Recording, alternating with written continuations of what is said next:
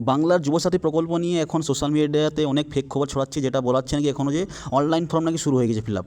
তো দেখুন, আমি আপনাদের সামনে আমি চেক করে দেখাচ্ছি। দেখুন, লিখলাম বাংলার যুবসাথী, যেটা আমাদের আগের নাম ছিল, সেটা করতে এখানে অটোমেটিক বাংলার যুবশক্তি নামে চলে এসেছে। ঠিক আছে, কনভার্ট ওই মানে ওয়েবসাইটে কনভার্ট করে বাংলা যুবশক্তি করেছে।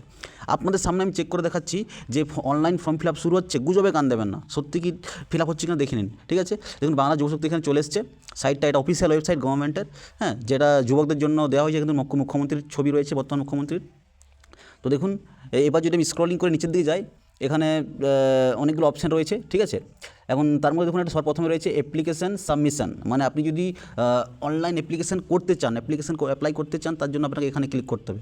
তো আমি দেখুন এখানে সিম্পলসে ক্লিক করে দিলাম। এখন দেখুন এই ইন্টারফেসটা আসছে, এই জায়গাটা আসছে, কিন্তু এটা আপনাকে ভালো করে পড়ে দেখতে হবে। দেখুন প্রথমে কী লেখা আছে, অ্যাপ্লিকেশান সাবমিশন ক্লোজড, মানে এখন অ্যাপ্লিকেশান করা যাচ্ছে না, ক্লোজড।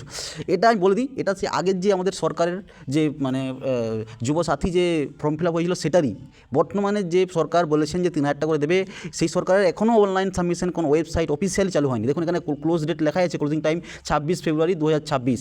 ঠিক আছে, মানে চলতি বছরের ফেব্রুয়ারি মাসের 26 তারিখ লাস্ট ডেট ছিল। তো অতএব গুজবে কান দেবেন না। এরকম সঠিক ইনফরমেশন পাওয়ার জন্য পেজটাকে এক্ষুনি ফলো করে রাখুন, এবং ইউটিউব থেকে দেখলে চ্যানেলটাকে অবশ্যই সাবস্ক্রাইব করে রাখুন।